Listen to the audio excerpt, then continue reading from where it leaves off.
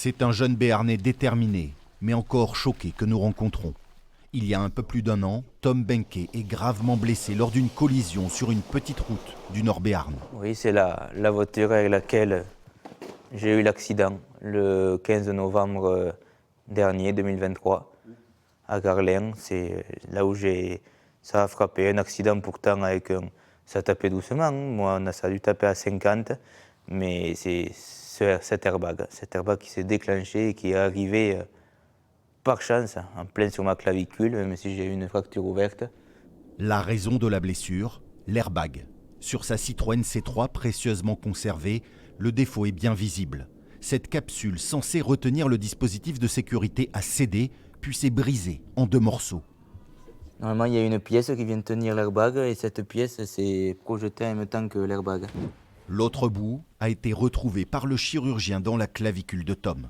Même si moi, par chance, voilà, je suis un miraculé, mais c'est quand même des images qu'on aimerait oublier à jamais. Donc ça risque de durer très très très longtemps, 5, 6 ans. On prend son mal en patience, on essaye de un peu passer à autre chose, même si on entend parler un peu tous les jours. Tom Benke n'est pas la seule victime des défauts d'airbag de l'équipementier japonais Takata. En France, 15 décès, essentiellement en Outre-mer, ont été dénombrés depuis 2016 par la cellule investigation de Radio France. L'un d'eux concerne d'ailleurs un conducteur dans les Hautes-Pyrénées. Pour l'heure, aucun lien officiel n'a été établi entre ces décès et les airbags. Mais le constructeur japonais avait été condamné aux États-Unis en 2017 à verser $1 milliard après la mort de 27 personnes. Au total, 500 000 voitures seraient concernées en France, des Citroën C3, C4, DS3 et DS5. Beaucoup ont fait l'objet de rappels de la part de Stellantis. Mais pour l'avocat de Tom Benke, il faut continuer d'informer les automobilistes. Les voitures concernées aujourd'hui qui sont rappelées, je le rappelle, c'est de 2011 à 2019. Donc on a quand même un spectre assez large et il y a des interrogations. C'est-à-dire la question est de savoir notamment, est-ce qu'on a continué à monter ou pas des airbags défectueux que l'on savait défectueux sur les véhicules concernés. Contacté, Stellantis indique procéder régulièrement à des tests sur ces airbags et qu'aucun retard n'a été pris pour le rappel des véhicules. En France, 9 informations judiciaires ont été ouvertes dans le cadre de ces affaires d'airbags défectueux. C'est le cas au tribunal de Pau pour le dossier de l'accident de Tom Benke.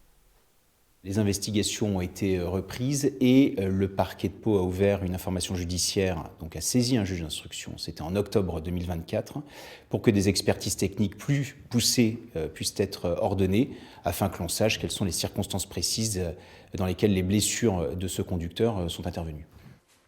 Le groupe Stellantis était-il informé de la défaillance des équipements? Les campagnes de rappel ont-elles été négligées? Autant de questions qui hantent aujourd'hui la famille Benke. Sur Tom Benke, il sera indemnisé.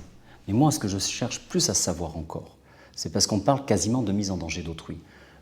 Lorsque vous laissez des véhicules en circulation de ce type, avec des airbags qui sont défectueux,